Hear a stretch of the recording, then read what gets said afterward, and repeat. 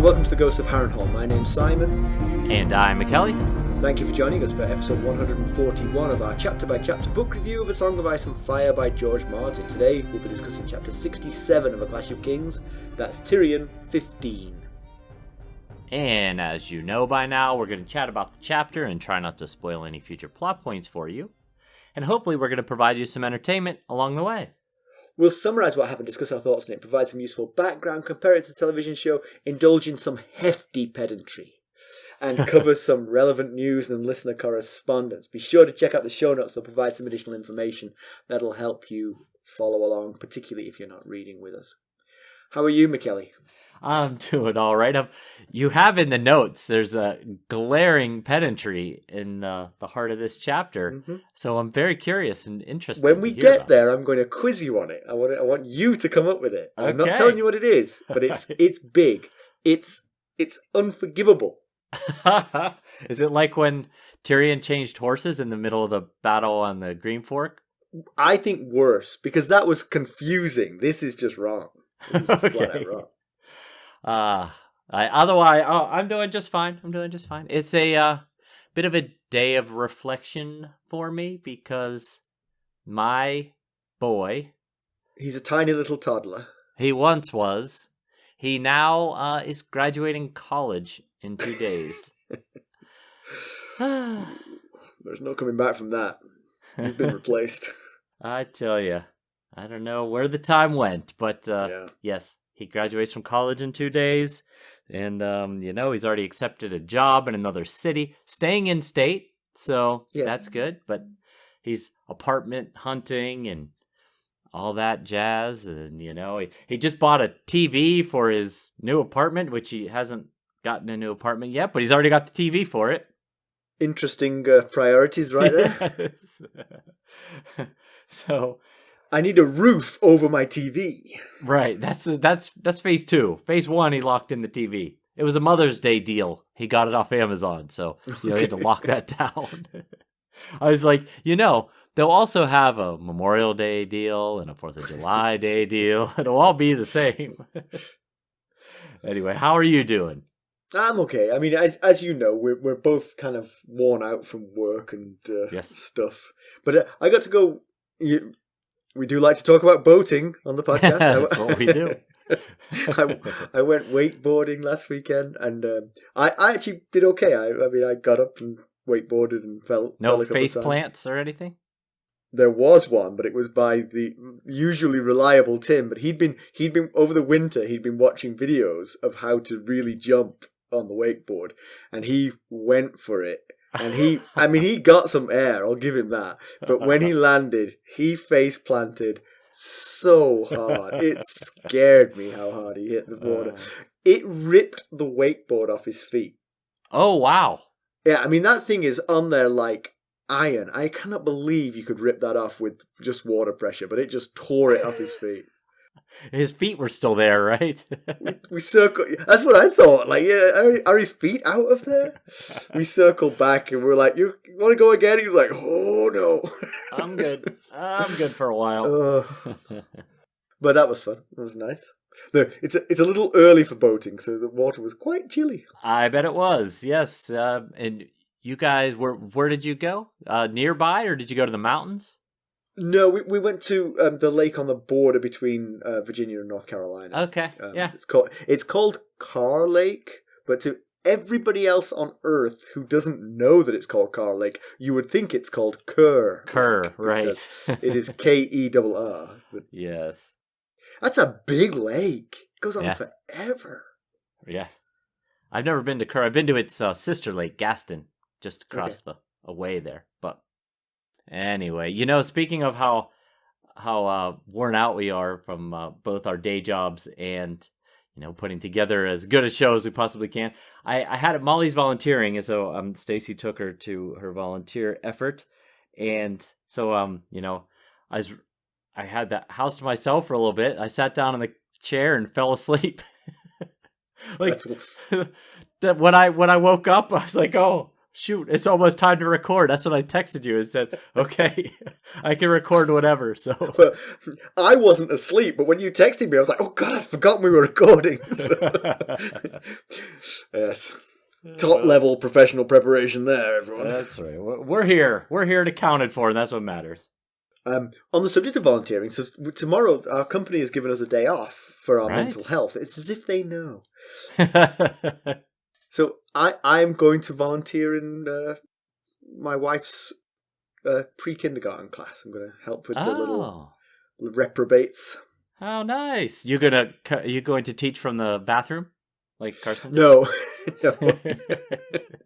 They're in person now. We can sit in the classroom. All right. Okay. That's progress. That's progress. Yes. On my day of recharge day, as they're calling it, I'm hosting 10 early 20-somethings or 10 or so early 20-somethings at my house tomorrow for Ethan's graduation. Hurrah. So I feel like that's not going to be very rechargy. But then again, neither is volunteering with snot-nosed 4-year-olds. So. Yeah. That's a good point. I think we're supposed to sit in the chairs and fall asleep like I did a little bit ago. All right, let's get down to business. How did we leave Tyrion Lannister?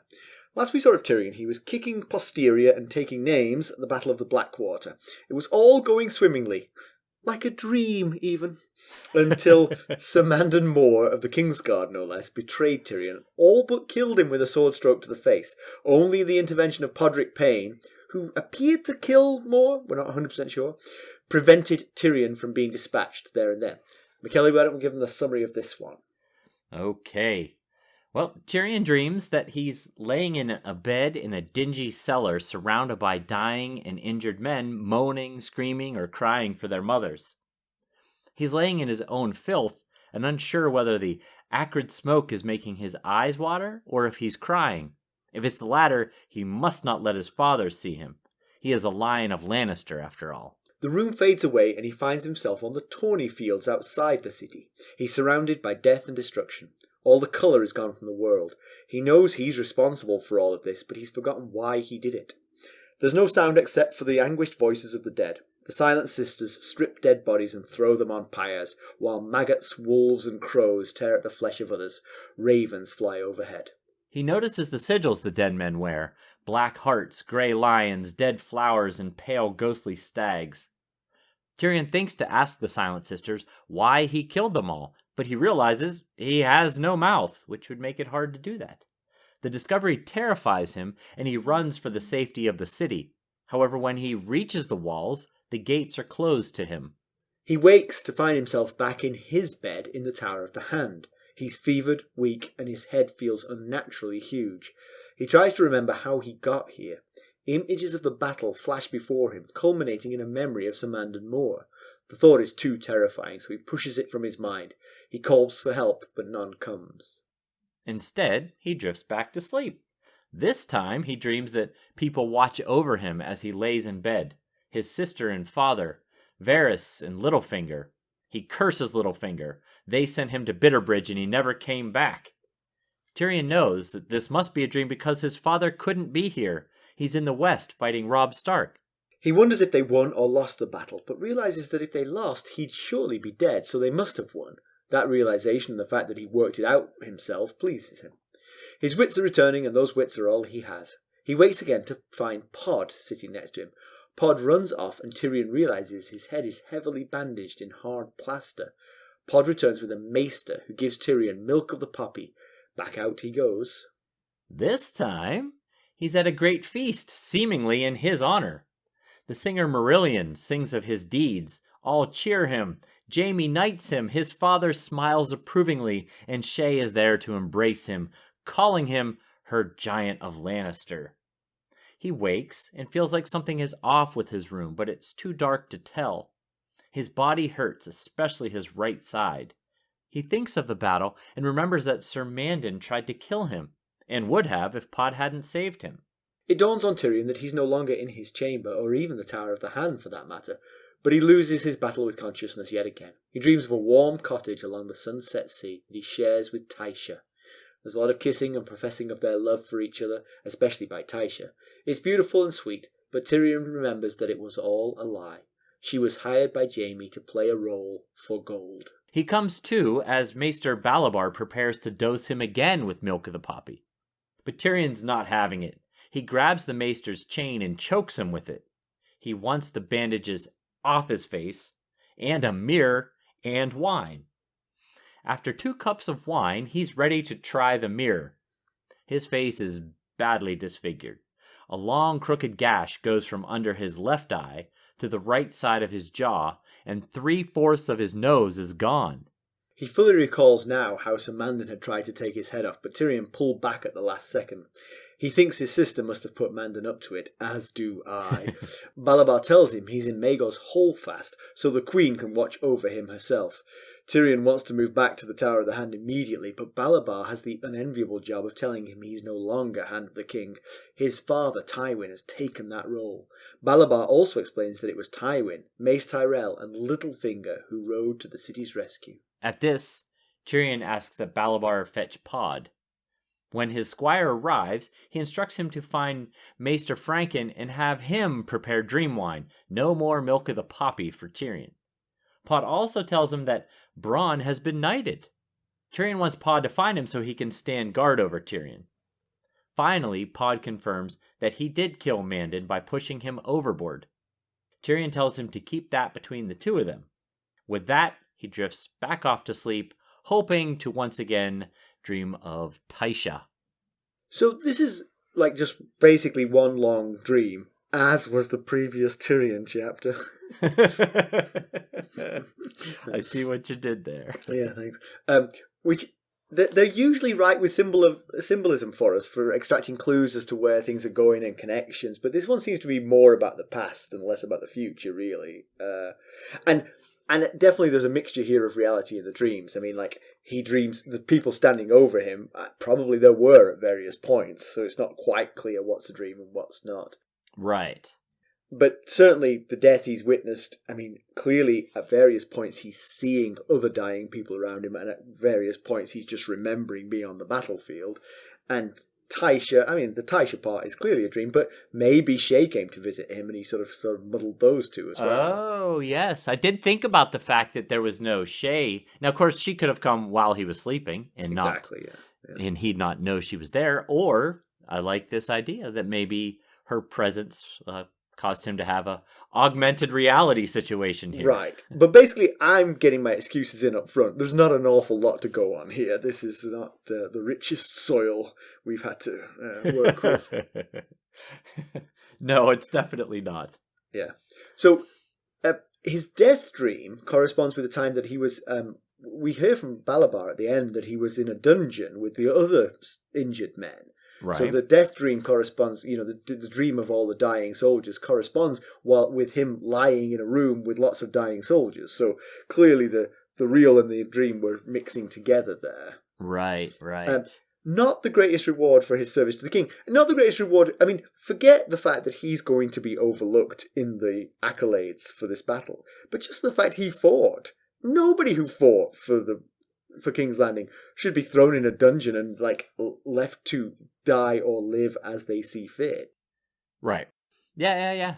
I noticed the contrast between this chapter and the previous Sansa chapter, where even in this dream, he's owning the fact of his responsibility for the death and destruction that he's seeing when he's walking the tourney ground battlefield.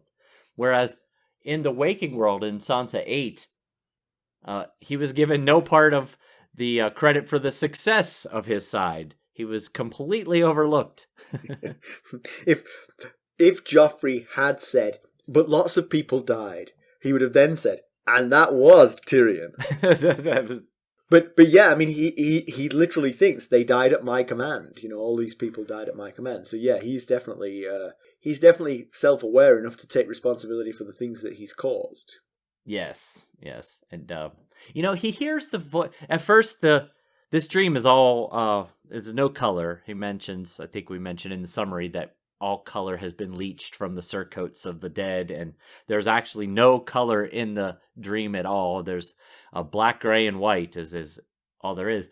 And at first he said it's completely silent, and then he hears the voices of the dead on the battlefield calling out for their mothers, And Tyrion thinks, I never knew my mother, and so he wants Shay. But it got me thinking about him never knowing his mother. And of course we knew this, Yes. his mother died in childbirth giving birth to him. But, I was just thinking on how it shaped his life having no mother. At best, he's got a father who is embarrassed by his existence, just barely tolerates him, mocks and embarrasses him in public. And as a teen, we recall how this Tysha story ended. He was basically forced by his father to rape his wife, Tysha. That was the first woman that he ever loved. Clearly, you hear in this dream how much they cared for each other. And at the absolute worst, he's got a father who downright hates him. And then he's got a sister who behaves very similarly to how their father treats him. Yeah. And, it's really only Jaime of his nuclear family that shows him any love and appreciation. Maybe his Uncle Geryon, but his Uncle Geryon's gone, so... Yeah, and actually, it's a good point you raised because for most of us, for those of us who grow up with a mother, the sort of like love of a female is kind of like it's an anchor point in our lives. We have right. that. Know? And Tyrion doesn't because his mother died, and his father never remarried, so it's like he didn't get even a stepmother. But then the loves he's had. Romantic loves he's had have turned to ashes in his mouth. Right. He thought they were real, and then turned out they weren't, and so he doesn't trust love of females the way that the rest of us would, kind of thing. Yeah, that's true. And his older sister, who could have, possibly replaced that mother figure in his life, treats him terribly, like he's a monster, Yeah. So you could definitely imagine how it would have a profound impact on how he views himself and the world at large. You know what it made me think of, though? The whole leeching of the colour is, you've heard of people dreaming in black and white. Right. Okay. Did people dream in black and white before the advent of television and film? Because the concept of black and white only sort of came to be when sort of like early photography and... That's a good point. So did humans have that in their brain, that was a thing? That? I had never thought of that before in my life. Now, I don't know a lot about eye conditions and stuff, but there might be some condition that prevents people from seeing color. That's possible. Yeah.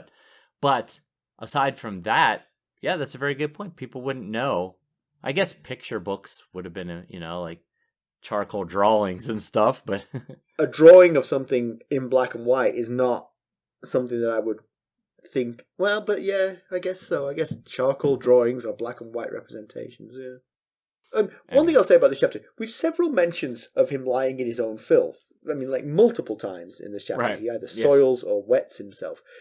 The Maesters have been scientifically gathering medical knowledge for thousands of years. You'd have thought that concepts like germs and infections would have occurred to them by this point. Solid point, yes, right. They're not very good. They're very disappointing. Or I guess it could be when he was down in that cellar, there was just too many of them to care for. True, but then again, I'm pointing to the fact that these people should be cared for because they are soldiers who fought for the city. But even when he's in the Tower of the Hand, he's wetting the bed, sort of, right. And doesn't see, and seems to be just lying in his filth. Yes, that is true. I'll also say that his first thought when he thinks he's crying is to worry that his father will judge him. That's not a good sign of a good, healthy father-son relationship right there. But that's pretty much... Yes, right. He's like the canary down the coal mine. He's, what would your dad say if you cried? He's surrounded by death and injured and dying people, and his first thought is, "Oh, I can't be crying. I can't let my father see me if I'm crying." But we were just talking about the color being leached out, and it made me think that if you compare that dream again to Sansa 8, and you think of that self-congratulatory party they threw in the throne room in Sansa 8, on the inside of the city, remember the description of the members of the court, like Jalabar Zo, for instance. Sansa went out of her way to describe how colorful and vibrant everybody was dressed. Like on the inside, in the safety of the throne room, they're romanticizing the battle and cheering and lauding the victors and kind of glossing over the death and destruction. Meanwhile, Tyrion's dream, which is actually a dream, not the reality that Sansa 8 is much closer to the reality going on the outside of the walls. No colors, swollen, unrecognizable bodies being eaten by animals and stripped and burned with no recognition or ceremony. There's a great deal of contrast between how these two post-battle situations are unfolding. But I see. I would get even more. I mean, I see the contrast but I would actually contrast more the specifics of the rank and file soldiers are being left to die in a dungeon while we celebrate the victory. It's like, yes, it's just unconscionable, Right. Yes. But yeah, I mean, obviously some of the ghostly shades that he sees represent some of the houses involved. He sees grey wolves, presumably the Starks, pale ghostly stags, the Baratheons, which we can remember just occasionally that Joffrey is supposedly a Baratheon, but theoretically. Yeah. Dead flowers, which suggest the Tyrells, which is sort of interesting, but I guess maybe there were Tyrell soldiers down in the dungeon with him. Right. Yes. Yeah. And then black hearts, which would be Stannis, presumably, because that's what I would think. Yes. Yeah, he adapted the Baratheon symbol to include the fiery heart of R'hllor. Right. Yeah. But that's interesting that they were even rescued in that way. I mean, maybe. You know what I mean? I would think when the battle's over, you'd be like, put a sword through that one and take that one to the dungeon, That, yes, very much, yeah. Yeah, there was a reference to gray lions, too. I wonder how many of those there were, Yes. If you mattered, you weren't in that dungeon. Right. With possibly. One exception. Yes. Except for one exception, right. Yeah, the thing about, so he saw the wolves tearing at the dead bodies, but which is kind of odd. I guess they must have come out of the Kingswood or something, because everything else was a sigil of a house who fought in this battle, but there were no Starks that we know of fighting in this battle. But the wolves seem to be like actual wolves, not sigils. Yeah. So, but then there's the symbolism of the wolves feasting on the carrion of this battle. That okay, yeah, they might take advantage of it. Yeah, I can see that. So when he tries to cry out to the Silent Sisters for help, he has no mouth, and he tries to enter the city, but the gates are closed to him. So this feels like a premonition of his soon-to-be-discovered diminished status. He'll no longer have a voice and no longer be welcome in the important meetings in the city. That's a good point. It's funny that we've read a lot of this and had slightly different but similar takes on things. Because when I read that, I thought of it more of how he's been treated thus far. He has been replaced by the hand of the king, but there was no mention of his efforts to save the city during the ceremony. And House Lannister, he did a lot to save them as well. And he's stuck outside with the realities of the battle, of what his efforts caused, while being locked out of the city in all its self-congratulatory pomp and circumstance, which he played a role in allowing them to have. Because, yes, I will agree that without Tywin and Mace Tyrell's arrival, it's very likely that Stannis would have won this battle. But it's also very possible that Tywin and Mace Tyrell would have been late to the party had there been no Tyrion to put together defenses to protect the city. Yeah, if those ships had landed, brought the troops across before, maybe they were just biding their time and they could have popped out at any time, but it feels like they arrived in the nick of time.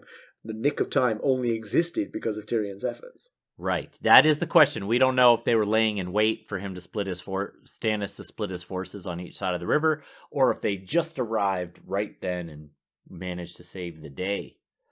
So at this point, Tyrion's moved to a real bed. It's still doubling as a toilet, which is not particularly nice. So he starts in... So he actually has 3 locations. Initially, he's down in the dungeon with the other dying soldiers. Then he's in the Tower of the Hand. And finally, he's in Maegor's Holdfast. So when Pod sees him wake, he runs to fetch the Maester. So I was thinking about, why would he start in the Tower of the Hand? Why would he start in that bed and then be moved to Maegor's Holdfast? And I was thinking about what happened in between. Because he wakes up, he's in the Tower of the Hand. Falls back to sleep, wakes up again, he's in Maegor's Holdfast. Pod sees him awake, and Pod goes and gets a Maester, and the Maester gives him milk of the poppy, and he's back out. He goes back to sleep, and when he wakes again, he's been moved to Maegor's Holdfast. So it's possible that instance when Pod sees him awake is the first time anybody saw that he had woken from his slumber. And I wonder if Cersei thought up to that point, he's dying. I'll be content to play the sad sister and allow him to die in his own bed.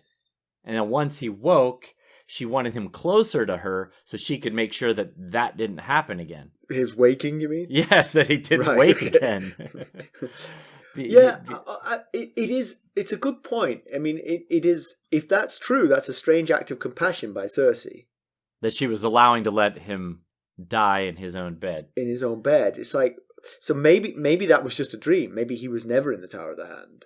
Because why would you put him in the Tower of the Hand? I mean, you've let him be amongst the common soldiery in the dungeon. And then, okay, maybe at some point you're like, damn, that's our son. We need to get him somewhere.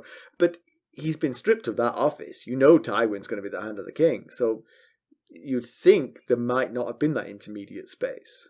Yes, that's why I'm wondering, what was Tywin doing? Where was Tywin staying while Tyrion was in his bed? He comes in that evening. It's like, the hell? And he's wet the bed.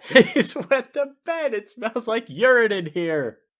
Tyrion does think that Cersei is keeping him in a drug-induced coma, basically, with milk of the poppy, never intending that he wake. And then Balabar says that Cersei had him moved to Maegor's Holdfast, in quotes, so she could watch over him herself. As a maester who presumably has taken some kind of Hippocratic oath to look after his patient, he should have refused. Right. So, in his dreams, Tywin, Cersei, Varys, and Littlefinger visit him and stare down at him. He thinks this must be a dream because he doesn't think Tywin's here. He also doesn't think Littlefinger's here, but Littlefinger at least could have come back, but Tywin's 1,000 leagues away, so it shouldn't be here. Right.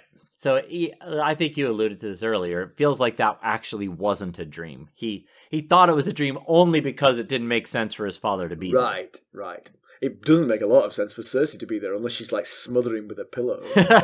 But that's the thing. There's so many opportunities. If she wanted him dead, she could have so easily had him killed. Cersei's pretty rotten. She maybe like looks at his 1/4 nose and thinks, I hope he gets better. That's true. I never thought of that. Yeah. That's a good point. He is a stunted dwarf, but now he's really messed up. So he mentions Cersei and Tywin standing over him talking and he can't hear. He doesn't know why he can't hear, but we know it's because his face is heavily bandaged, the bandages are probably covering his ears. But when I read that, I wondered, what have those two been discussing since Tywin's arrival?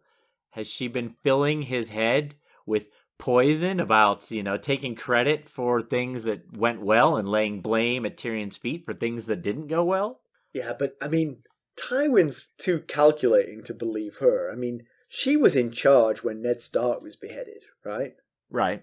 Yeah, theoretically. Yeah, right. It would happen on her watch. Exactly. It was on her watch. That's why he sent Tyrion, Right. I've got to imagine he's going to take what she says with a pinch of salt at this point. Yes, right. I would hope so. But, dads and daughters, we But so I was also wondering why everybody came to visit. I guess maybe just curiosity got the best of them, but Tywin might have just been going to bed. Move over. But we both have said that Cersei is the number one suspect for the murder attempt. But we have mentioned that Littlefinger also could have possibly been trying to silence Tyrion for the whole dagger situation. And, Varys, who knows? We don't know exactly what Varys is up to. So it's possible that any of these other ones could have just been checking, because they don't know what conversation Mandon and Tyrion had before Mandon tried to take Tyrion's head off. He could have told him who hired him to kill him before he tried to kill him. Yeah. Along those lines, Tyrion thinks in this chapter, and we have mentioned it before, like I just said, that Cersei must have paid Mandon more to off him. Like we discussed in the last Tyrion chapter, Mandon Moore is a member of the Royal Kingsguard. He didn't have a whole lot of use for money. He can't hold lands or titles and etc. And he already has an abode in the White Sword Tower. So it seems like finances might be the least likely way to sway him, other than, just telling him to do it because you're the Queen Regent. Right. There's always that.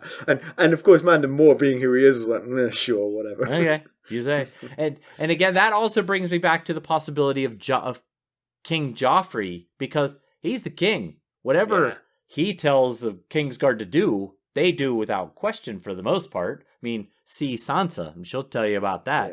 Yeah. And again, I will say that Joffrey was the last of the people who we are considering as suspects to be in the presence of Mandon Moore. So Tyrion figures out that they must have won the battle because he's alive, and right. Then he realizes that his wits are coming back because he is able to reason that out, and so he's beginning to think he might survive all this. But there's still more dreams to be had. So he has the next one is a feast in his honor. Marillion singing songs about him. You would immediately assume that was a dream because Marillion is just a pain in the neck who would probably sing horrible songs about you at Cersei's behest. Uh-huh. And Jaime knights him and Shae embraces him. It must be that's a nice dream he's got going there. Yeah, and Tywin smiles approvingly at him, which is probably the thing he would have been most excited about in the whole dream. Do not wipe away a tear at this point, Tyrion. Right. I will say, at least he got recognition in some victory feast. He sure didn't in real life, so he got to experience it in the dream. But my thoughts on that dream were that it basically encompassed all he's ever wanted in life. Love, acceptance from the people, on par with his brother Jaime, his father's approval and true love from Shae. So, that's a big deal, but...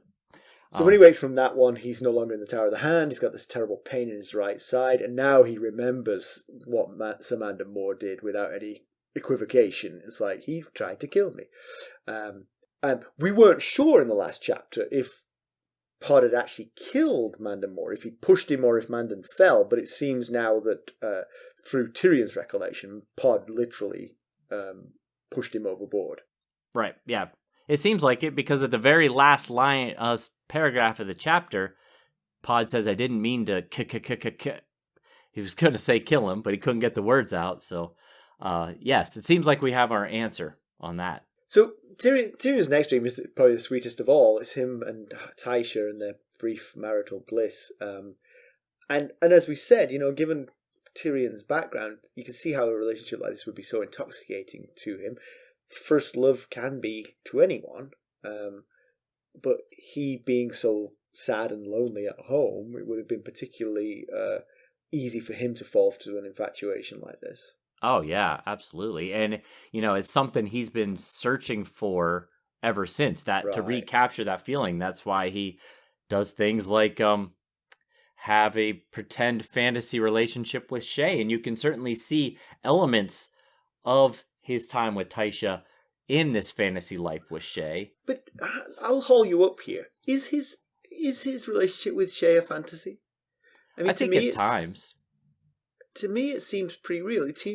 Obviously, her profession makes her want to say the things that the guy wants to hear, but at the same time, there seems to be an honesty to it. But maybe I'm just naive, Yeah, that we don't know. That's the thing, is we don't know whether Shay truly is in love with Tyrion or whether she is just playing a role. He goes back and forth at times. Sometimes he, into himself professes his love to Shay and then reminds himself, she's just playing a role that I hired her to play. So yeah, until she vocalizes or we get a POV of Shay, we're going to just be guessing at her feelings. The other thing is, I mean, you gotta feel for Tyrion here, because he is, he's unattractive in a traditional sense, and in this kind of era, it would have been very hard for him to attract a woman who wasn't being paid. True. Right? Yeah. And so he's always going to have to. That will always be the starting point, and then he'll never quite trust them because of Tysha. Right. Yes, because he thought Tysha was true love. He thought Tysha truly loved him for who he was, and then it was, divulged to him that no, she was paid to play her role. So Maester Belabar tries to give him more milk with the puppy, and Tyrion chokes him with his chain of office and demands that he cuts the bandages off his face. Balabar explains that they found him in the cellar. So about the cellar thing, you'd think he'd be pretty easy to recognize. There couldn't have been that many men on the battlefield that resemble him, that's wearing a Lannister sigil likely on him, and think, wonder who this random Joe is, and, I don't know, just throw him on that gurney over there. So I'm wondering if Cersei, in quotes, accidentally stuck him there to die, and then he was found, and then someone was like, oh, wait, he's not supposed to be here. And, you, sir, are moving towards the pedantry. Oh, okay. You're not quite there yet, but you are moving towards it. I'm getting warmer. Uh-huh. No, I mean, absolutely, you're right. It makes very little sense that he would be taken down into the cellar unless someone was actively doing it. But even then, we're still not at the depth. The full heart of the pedantry is still missing. You wait. It's coming. Well, so he's basically choking Balabar with his chain, which I found a little surprising that he had the strength to do that, and that Balabar couldn't just swat his hand away. But okay, we'll go with it. And he says he wants wine, not with no poppy in it. And I thought, you could see why House Redwine has such an impressive fleet, because Westerosis drink and use wine like water. They use it for everything.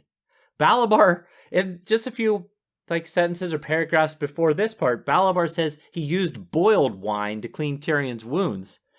So they probably bathe in wine. Yeah, but obviously you don't want to waste wine. So after he boiled the wounds in the wine, he then fed it to him. Then he fed, right. And don't judge, okay? Some of us just need it, okay? We just need it. So he learns that his father's taken the Hand of the King role. Can't be a surprise if you know Tywin's in town, but if you think Tywin's 1,000 leagues away, bit of a shock. Yes, right, yes. And,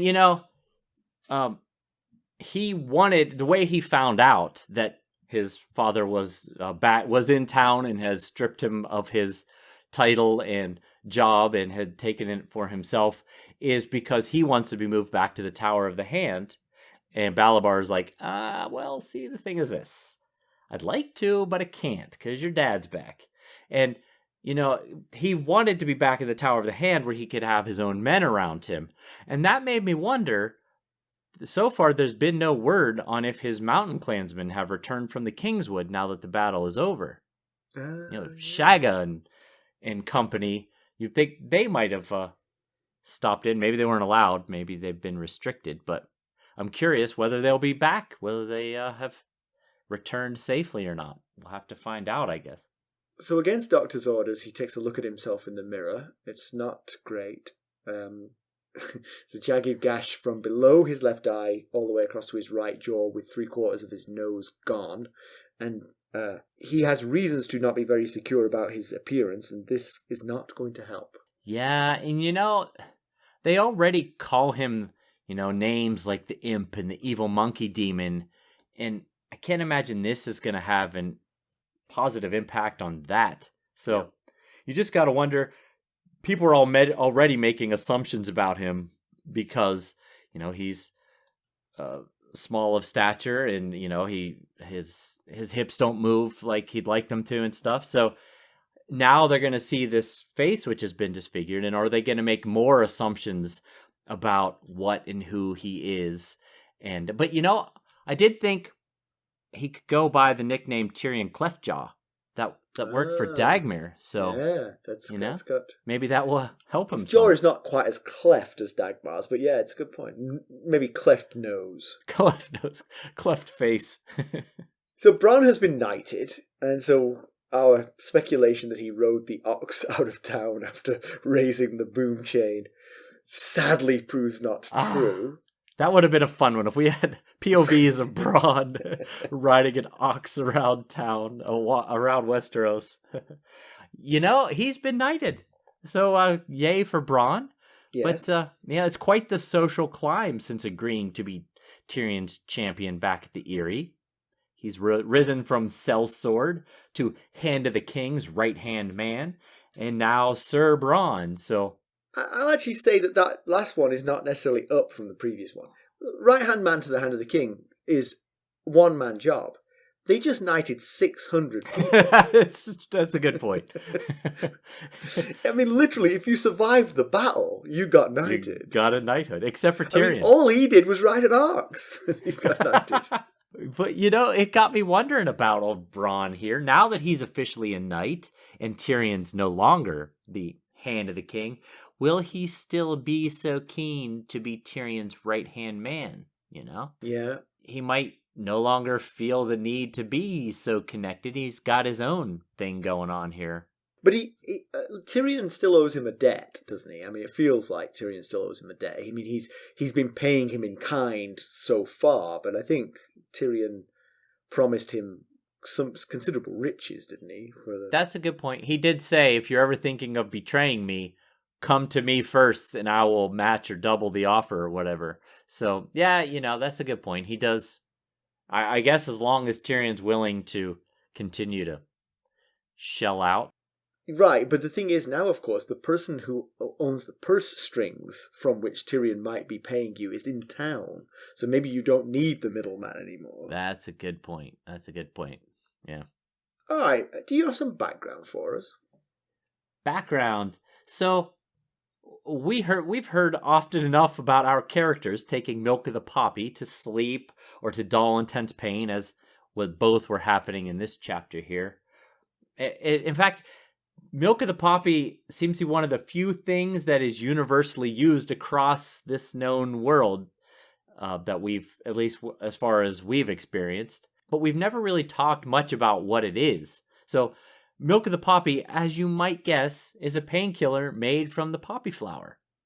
It gets its name because the liquid that is it's a liquid substance, is thick and white, so it's got a milkish look to it and probably texture to it. But as we saw with Tyrion, it doesn't just dull pain, it also quickly induces sleep. And again, Tyrion's experience while sleeping under the aid of milk of the poppy isn't necessarily atypical. Those on milk of the poppy often have really odd dreams, which are actually known as poppy dreams. We saw Ned have a similar dream after he broke his leg when he was dreaming about being at the Tower of Joy, fighting the Kingsguard trying to get Lyanna. Yep. So, these dreams are known to come with taking milk of the poppy. And when Khal Drogo was dying, he was taking something similar to milk of the poppy called poppy wine. So I guess the Dothraki do it their own way. Again, you got to use the wine for everything. Yeah. So probably red wine. Right. Yes. Arbor Gold specifically. So, but Tyrion doesn't want any more milk of the poppy. He asks Podge to fetch him some dream wine instead. The dream wine is similar to milk of the poppy as it's a painkiller and a sleep aid. However, it's thought to be safer.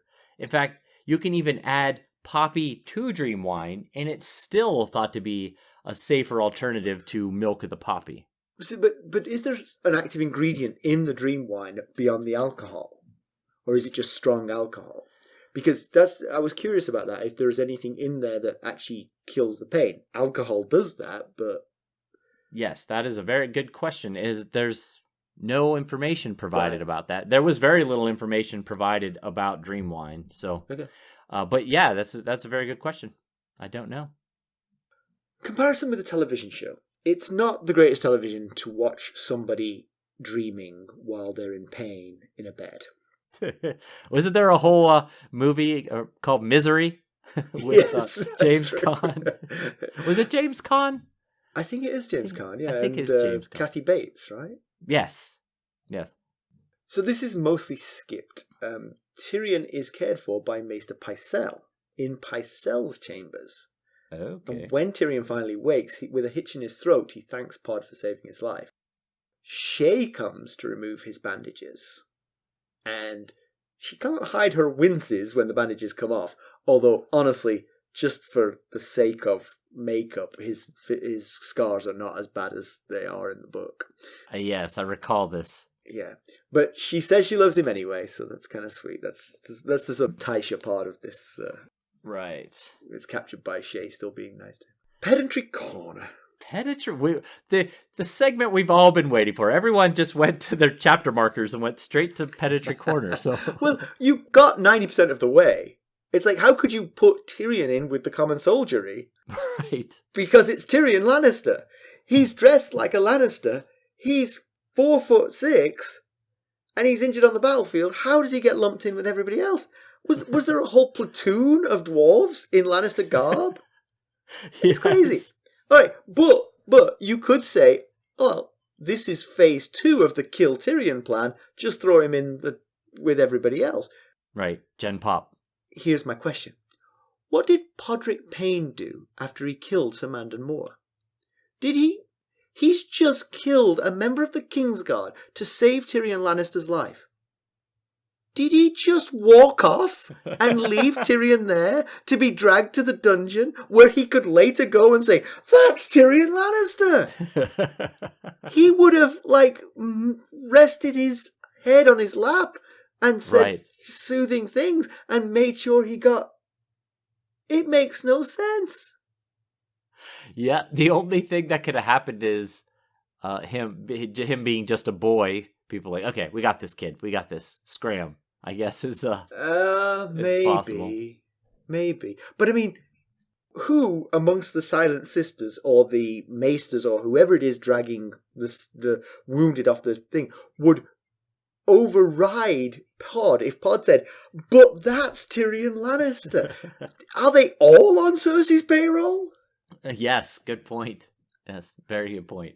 Yeah, you'd think he'd at least go to Bronn or someone that he has some sort of relationship with and be like, hey, Tyrion is down in Gen Pop wasting away. But here's the thing. Even if they said, we've got this kid, Podrick would have gone with him. Podrick would not have let Tyrion out of his sight. Yes, I agree. And they'd had to make him stay away. Exactly. And even then, he would trail behind and find out where he was, and then gone to get Bronn, and then come back and got him out of there. Maybe that's what happened. Maybe he was only in the dungeon for 5 minutes. That's true. We don't know yet. Maybe we'll find out how this all played out, but yes. But anyway, I think it's pedantry. I don't think it makes any sense that he was, as you say, in Gen Pop. Yeah. All right, news and notes. I see the words huge news, and I get excited. Do tell. Well, just today, in fact, I communicated with someone that I think many of our listeners will be familiar with. Ilio M. Garcia and I were discussing him and possibly Linda Antonsen coming on the show for a special episode after we finish Clash of Kings. That is exciting. I did say some mean things about them about 10 episodes ago. We may need to go back and re-edit that one, just FYI. I remember I just complained that they were aiding and abetting George Martin in not writing. Right. Got to keep him on task. Keep him on. Keep him focused. You've got an in with him. Keep the man on task. Right. So what we're gonna do? We're gonna have a special episode with Ilio and possibly Linda as well. And what we're going to reach out, by the time you've heard this, I've already done that. So we're going to reach out to our Royal Kingsguard members on a BMAC site and our Lord Paramounts, and ask them to provide questions that we will consider asking Ilio and Linda. So very exciting. And those members will get the episode a week early. We're hoping to run it the week after we finish the last chapter of A Clash of Kings. Great. And that will be for our... It'll be the week after we finish for our BMAC, which is Buy Me a Coffee. Just easier to say BMAC. Oh, thanks for saying that. I didn't know. Royal Kingsguard and Lord Paramount tiers, and for everyone else, it'll be the following week, so the week after. Well, I'm really looking forward to getting to meet them. I will A, apologize, and B, be very excited, because I mean they're Game of Thrones royalty. They own a wiki of Ice and Fire, right? They started it. Yeah. Right. It's a tremendous resource. I mean, it's like us in written form. Yes. They run all of Westeros.org, which has a lot more stuff than just a wiki of Ice and Fire, but that is something that I use very frequently, of course. Yeah. So yeah, very exciting news. Now, I'll let you tell our listeners the other news. Oh, one of the reasons we're doing this is because we're going to have that as a bridge, because we're going to take a couple of weeks off at the end of this book, because Mackelly and I cannot stand the sight of each other anymore. That's what it is. If I spend one more evening looking in this guy's face, I'm going to... We don't even turn our cameras on anymore.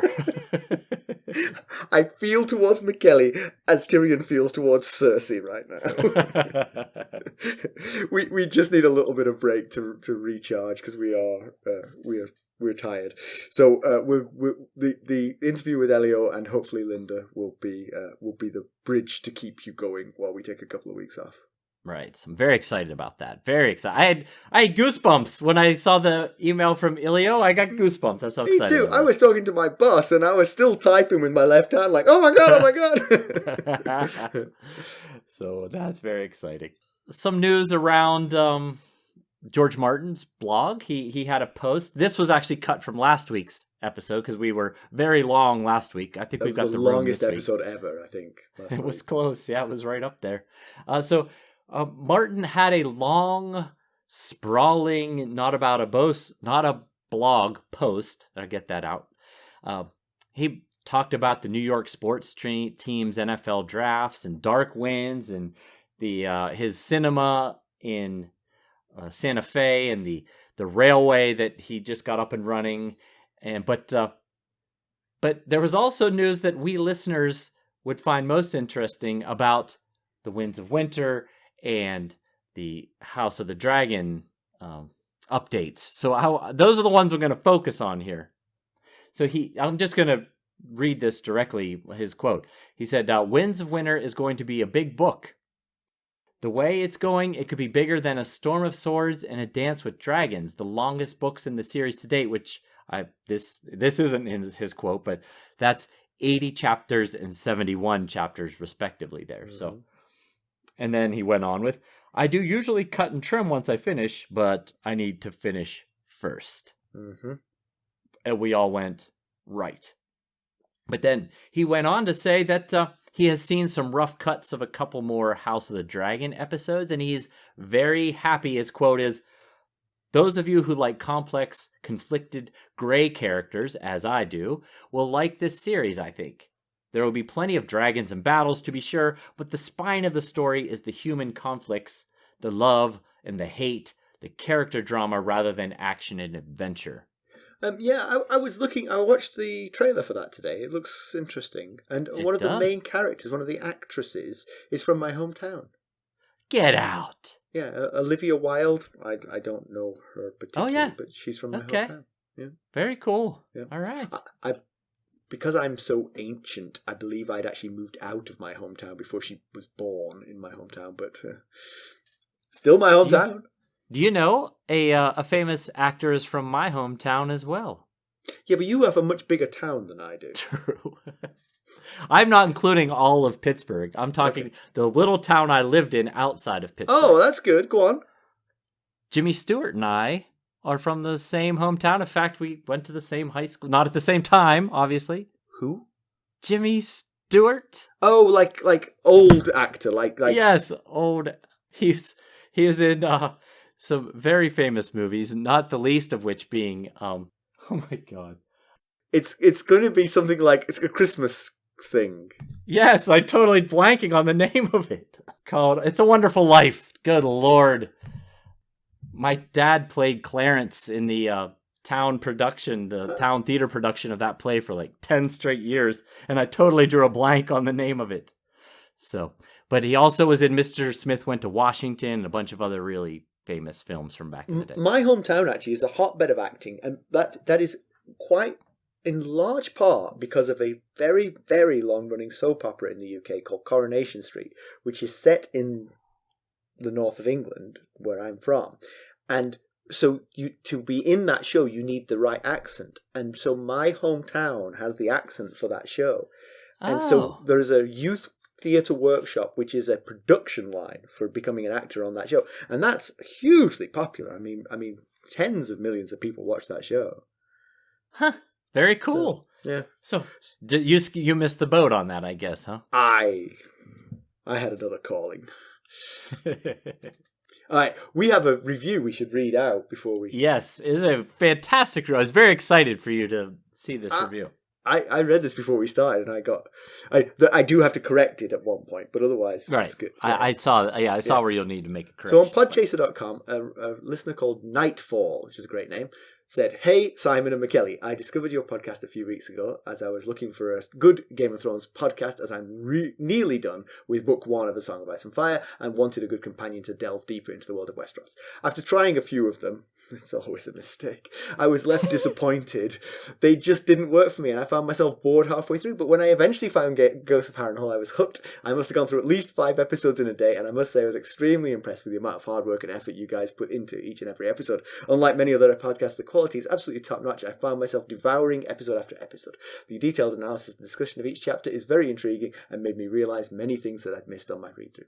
The occasional joke and witty banter, yeah, very occasional, is always enjoyable, and at some bits I actually found myself laughing out loud, like the story Simon told of his daughter insisting that there's an animal in the house. Where, this is the correction, because it's actually my wife was the one who was insisting that the animal was in the house. The reason you thought there was a daughter involved was because of the girlish scream that I delivered at the end of the story.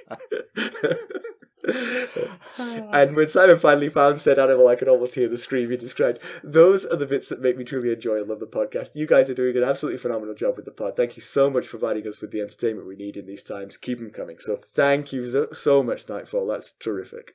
Whew, that was beautiful. Thank you. Thank you so much. Conclusion. So Tyrion's alive. Yay. Yay. Those of us who like Tyrion. Yeah.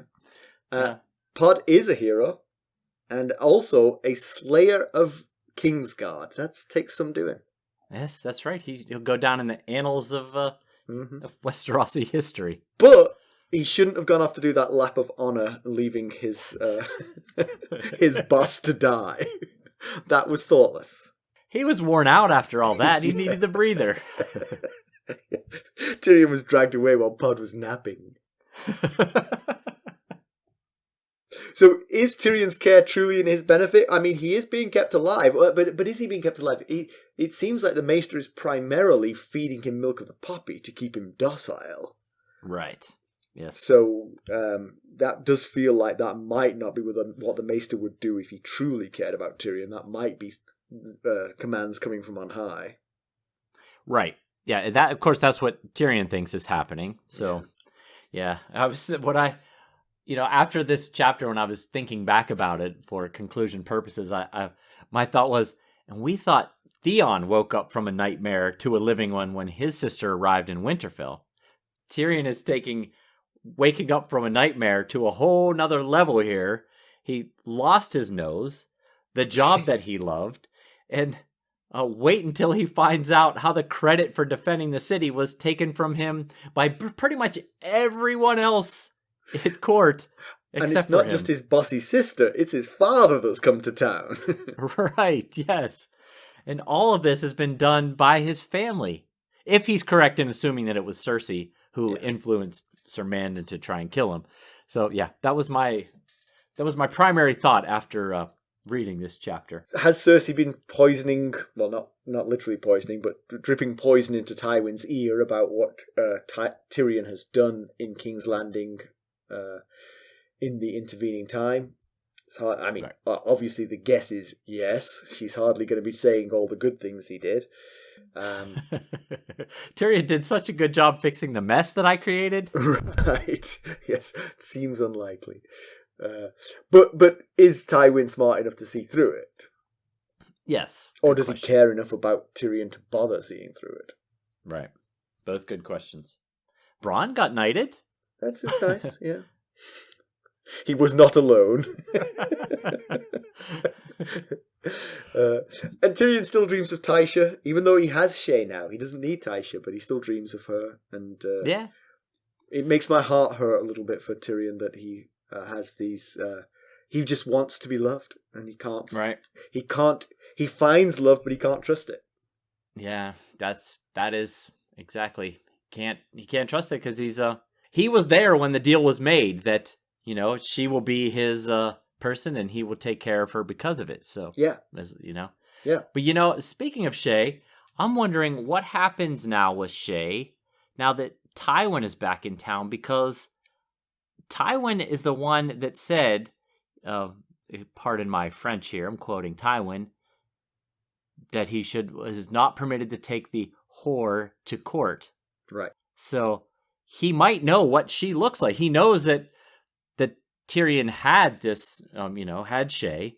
So it's very possible he knows what she looks like. So yeah, that was good. That was what I was going to say. I doubt he knows what she looks like, and so this could be his new whore. The one he found when he got to King's Landing. But yeah, it's that is a bit of a worry that he's here and he won't be pleased if he does find out. But hey, it does feel like Tyrion's been very careful to keep that secret. And actually, if Tywin does know what she looks like, this could work in his benefit. Because, of course, Cersei, while dripping poison into her father's ear about Tyrion, could say, "And look, I captured his whore you told him not to bring to King's Landing." Bringing forward Alayaya, who looks nothing like Shae. That's a good point. It could work in his favor, yes. Exactly. I like it. Yeah. All right, so there's 3 ways that you could help us. You could give us a positive review, like Nightfall did today. That was terrific. Nothing helps spread the word more. We'd appreciate it. You can buy some merchandise at theghostsofharrenhal.threadless.com, or you can buy us a cup of Arbor Gold at buymeacoffee.com/ghostsharrenhal, where you could become a sustainer at the... Help me with those levels again. There is the Knight of the Realm tier. Knight of the Realm. And there is the Lord Paramount tier. The Lord Paramount tier. Thank you very much. The Royal Kingsguard tier is a closed tier. Those were our Kickstarter members that joined before end of February 2022. Gotcha. Okay. And as always, of course, you can reach us at ghost.harrenhall@gmail.com. You can go out and follow us on Twitter at @GhostHarrenhall. We're on Facebook, Instagram, YouTube, and Discord. Thanks for listening. Thanks. Bye. Bye.